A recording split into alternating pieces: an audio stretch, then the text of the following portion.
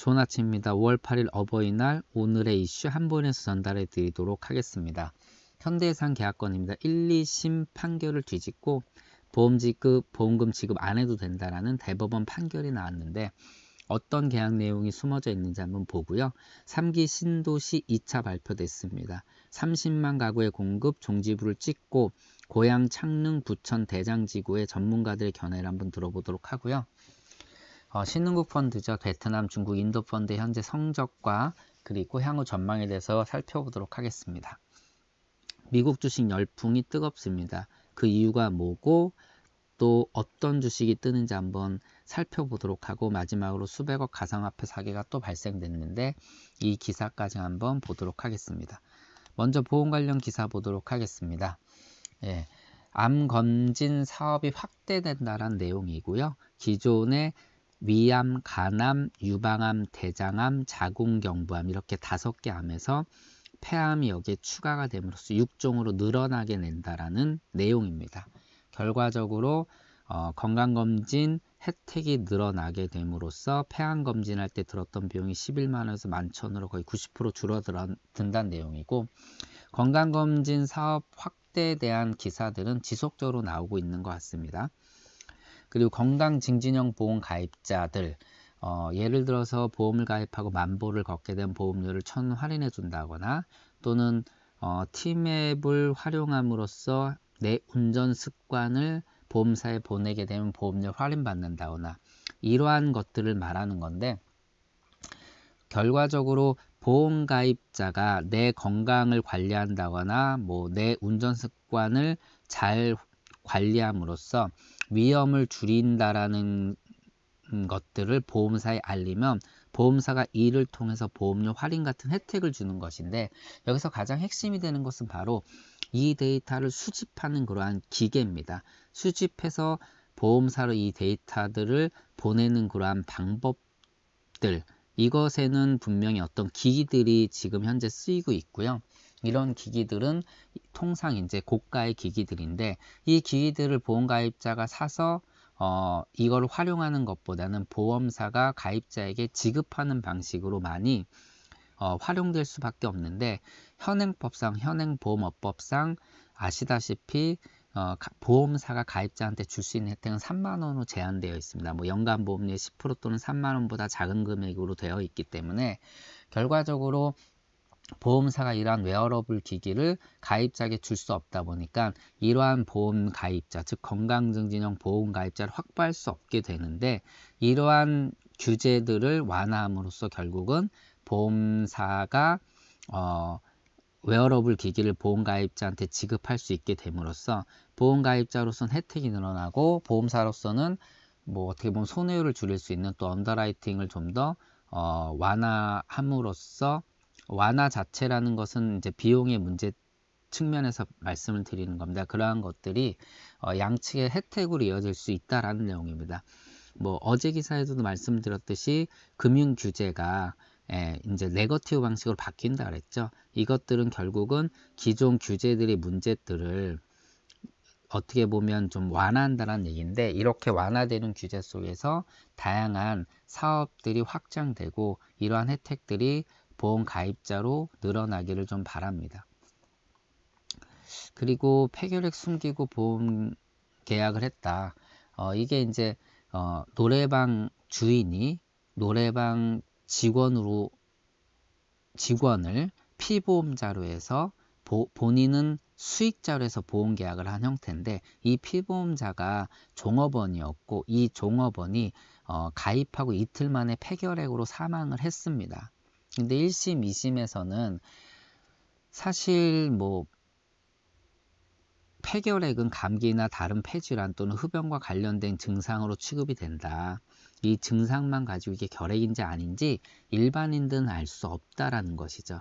그래서 고의로 이러한 사실을 숨긴 거를 입증하기 어렵다 보니까 1심, 2심에서는 이제 이 수익자의 편을 들어줬는데 대법원에 가서는 결과적으로 이 병명을 정확히 알지 못했더라도 망인의 폐결핵 증상은 보험계약의 중요한 사항에 해당된다라면서 이 사항을 알리지 않은 것을 이제 그 고지음으로 보고 1심, 2심 판결을 뒤집고 보험금을 지급하지 않아도 된다는 판결이 나온 겁니다. 사실 여러 가지 대법원 판례를 보다 보면 굉장히 혼돈될 수 있는 부분이긴 합니다. 가장 핵심이 되는 부분은 바로 고의로 이걸 알렸느냐 알리지 않았느냐의 이제 고의 문제인데, 그리고 여기에 뭐 중대한 과실 문제들이 있는데, 여기서는 이 증상이 명확히 어떤 증상인지는 몰라도 보험가입 전 이거를 알렸어야 된다라는 게 핵심 쟁점이었고요. 결국은 이것이 망인이 사망에 이르게 되는 결정적인 요인이 됐기 때문에 보험금 지급이 거절됐다라는 그러한 내용입니다. 자, 그리고 부동산 기사를 한번 보도록 하겠습니다. 결국 3기 신도시 2차 발표가 나면서 30만 가구 공급에 대한 종지부를 찍었죠. 그래서 동서남북으로 쭉 이렇게 펼쳐진 어떤 그 기획이 발표가 됐고, 이게 뭐 지난 9월에 발표되고 12월에 발표되고 또 5월에 발표됐는데, 지난 12월에 발표된 지역이 바로 여기 고동색으로 보이는 뭐 남양주, 왕숙, 교산, 과천, 계양이었습니다. 그리고 이번에 발표된 게 빨간색 부분으로 보이는 창릉이랑 대장인데, 첫째, 이 핵심되는 이제 문제점들이 뭐냐 하면, 창릉지구에 신도시가 들어서게 되면 결국은 파주 운정에 굉장히 안 좋은 영향을 미칠 것이다. 많은 문제점들이 일어날 것이다. 그리고 부천 대장지구 쪽은 지난해 계양 신도시 발표되면서 검단에 직격탄을 줬는데, 이쪽에 또 좋지 않은 직격탄을 줄 것이다라는 게 이제 가장 큰 이제 뭐 문제 요인으로 보는 거죠. 그리고 고양 창릉지구가 들어서게 되면 저도 이쪽에 이제 살아봤거든요. 저는 화전에도 살아봤고 수색에도 살아봤고 화정에도 살아봤습니다. 사실 화전과 수색은 서울이고 화전은 경기인데 굉장히 인접 지역입니다. 그런데 이쪽은 딱 가보신 분은 아시겠지만 그냥 시골이죠. 굉장히 좀 노화되어 있던 지역인데, 서울 나가기도 편하고 일산으로 가기도 좀 편한 중간적인 어떤 위치긴 한데, 여기서 서울을 나가 보신 분들은 아시겠지만은 뭐 물론 경의선이 있긴 합니다. 기차가 있는데 이걸 제외하고는 차로 갈 때는 거기가 굉장히 비좁아서, 사실 여기에 신도시가 딱 들어선다 그러면 가장 큰 문제가 될 게 아마 제가 보기에는 교통 문제입니다. 그리고 이쪽에서는 다시 은평구 쪽으로 해서 뭐 저쪽 저 연신내나 불광동 쪽으로 나갈 수도 있는데, 이쪽도 서울 올 때는요 교통이 솔직히 최악입니다. 사실 정말 저는 연신내도 살아봤는데 이것저것 많이 살아봤는데, 이쪽에도 서울역 나갈 때 차로 나가는 건 굉장히 불편해요. 그러나 지하철이 있으니까 다행인 건데, 그래서 이런 문제점들이 부각이 되고 있고, 부천 대장지구는 사실 서울까지 나오는데 뭐 1시간 이상 걸리는 지역이죠. 이쪽도 좋지 않은데, 핵심은 교통을 어떻게 이제 해결하느냐의 문제인데, 이 부분을 가장 중점적으로 보고 정부에서도 이제 자구책을 마련을 하고 있다라고 합니다. 뭐 부천 대장지구 쪽은 슈퍼 BRT라는 걸 설치해서 해결하려고 하고 있고, 고양 창릉 쪽에는 일단 지하철 들어서고 백석에서 서울 문산까지 전용 자동차 전용도로 설치하고, 또 경의선에서 지하철역까지는 또 BRT로 연결하는 그러한 어떤 계획을 잡고 있습니다. 그래서 혜택을 보는 거는 사실인데, 덕양구 쪽이 고양 창릉지구 때문에 혜택을 볼 것 같고요. 부천 대장지구는 그 자체가 또 주변에 그 신도시들이 또 기존에 들어서다 보니까 이쪽을 통해서 또 혜택을 좀 볼 것이다라고 얘기들을 좀 하고 있습니다. 그래서 뭐 매우 큰 이슈가 되는 부분인 것 같아서 한번 짚고 넘어가 봤습니다. 그리고 펀드 관련 기사를 보도록 하겠습니다. 뭐 인도 하면은 현재 뭐 외국인 투자가 가장 큰 나라이기도 하고 중국보다 더 경제 성장률이 높은 나라. 근데 지금 가장 핵심적인 부분은 과연 모디 총리가 이번 총선에 또 승리를 하느냐. 근데 승리할 것이라 예측을 하다 보니까 돈들이 또 모이고 있고, 이를 통해서 인도 펀드가 또 다시 좋은 성장을 보일 수 있다라고 보고 있습니다. 뭐 아시다시피 모디 총리의 당선은 매우 중요하죠. 과거에 모디 총리가 이 그 친기업 정책을 피면서 인도가 이렇게 성장할 수 있는 가장 크기가 됐다고 보고 있거든요. 물론 뭐 석유 가격이 계속 낮아지면서 인도가 갖고 있는 그 유류세에 대한 이제 보조금에 대한 부담도 많이 해결할 수 있었던 부분도 큰 작용을 했는데, 결국은 정책을 어떻게 갖고 가느냐가 핵심이고, 정책을 친기업 정책으로 피면서 경제 성장을 꾀할 수 있었다라는 게 매우 중요한데, 이러한 모디가 다시 총선에 승리를 해서 또 재집권을 하느냐가 매우 중요한 부분으로 작용을 하고 있고, 그러할 가능성이 높아지다 보니까 인도 펀드의 이제 성장에 대한 기대감이 좀 높아지고 있습니다.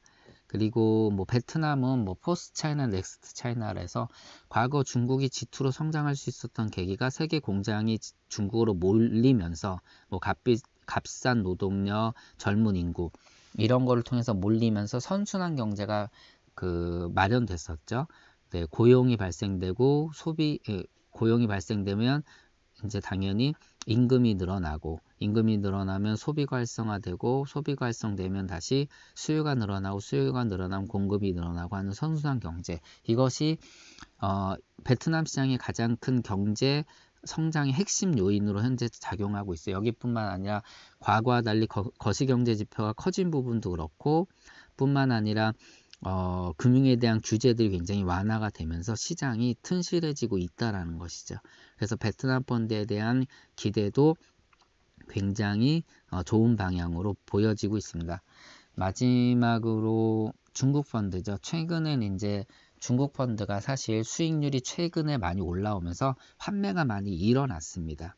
그리고 어제도 말씀드렸듯이 미중 무역 분쟁이 다시 불거지면서 중국이 블랙 먼데이를 맞이하고 5.6%나 주시장이 빠지는 그런 뭐 안 좋은 부분이 있는데, 사실 중국은 지속적으로 이제 경기 부양 정책을 피고 있고, 미중 무역 전쟁이 최근에 다시 분쟁이 불거졌지만 해결된다는 그러한 실마리로 가고 있는 부분까지 꼽아 보면은 결과적으로 중국 펀드도 장기적으로 좋지 않을까. 그래서 신흥국 펀드는 늘 뭐 말씀을 드리지만은 단기적으로 볼 수 있는 시장이 아니라 좀 장기적으로 접근해야 되는 시장이고, 시장 경제에 대해서 부분에 대해서 우리가 좀 더 장기간을 두고 꾸준히 단기간에 매입하는 게 아니라 적립식으로 매입하는 방식을 선택하면 좋은 시장인 것 같습니다.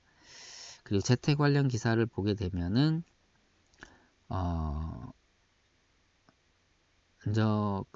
올 들어 미 주식 편식 심해졌다. 이유는 뭐 국내 주식에 대한 매력이 없어졌다는 내용입니다. 결국은 최근에 국내 주식 시장을 보게 되면 코스피는 지난 3일까지 7.6% 올랐는데, 미국 S&P는 17.5%, 상하이는 23.4%, 니케이는 11.2%나 올랐습니다.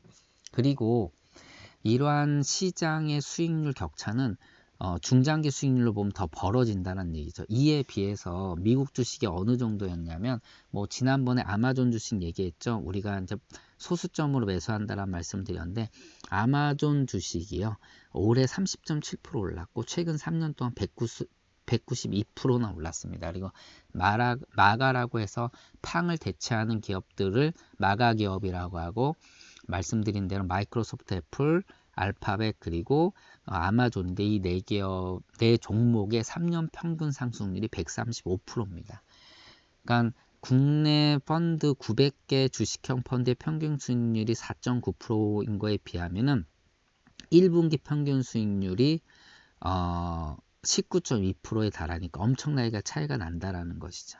그럼으로써 미국 주식을 직구하고 있는 개미 투자자들이 늘어난다는 얘기고, 이에 맞춰서 애플리케이션이나 시스템이 굉장히 좋아지고 있죠. 뭐 비대면 계좌 개설도 가능할 뿐만 아니라 미국 주식을 직접 투자할 수 있는 그러한 애플리케이션 시스템들이 커지다 보니까 결국은 시장의 눈을 딴 쪽으로 돌리는 거고, 그게 바로 미국 주식이 타겟이 되고 있다라는 내용입니다. 그리고 100만원 투자하면 1년 뒤에 2억 벌 수 있다. 아직도 이런 말에 혹하는 분들이 있나 봐요. 뭐 가상화폐를 뭐 물론 이제 이 속일 때는 굉장히 어떻게 보면 계획적으로 그리고 매우 철저하게 속이죠. 그래서 뭐 매일 0.2%의 이자를 지급한 이른바 고정지갑에 투자하면 1년간 72%의 이자가 붙고 매일 0.2%입니다. 매일 1년 72%. 이걸 다시 대투자하면 이자가 더 많이 붙는다고 해서 피해자만 19,000여 명이고 수백억의 그 피해금이 예상된다라고 합니다. 무튼 뭐 이러한 투자는 사실 없기 때문에 조심하셔야 되는 부분이고 이러한데 현혹돼서 함부로 투자하시면 안 된다라는 내용을 마지막으로 하고 오늘 5월 8일 어버이날 부모님들과 좋은 시간, 아름다운 시간 갖길 바랍니다. 오늘 방송을 날렸습니다. 녹음한 파일을 날려버리는 바람에 지금 2번 녹음을 해서 오늘 업로드가 좀 늦었습니다. 좋은 하루 되시길 바랍니다. 고맙습니다.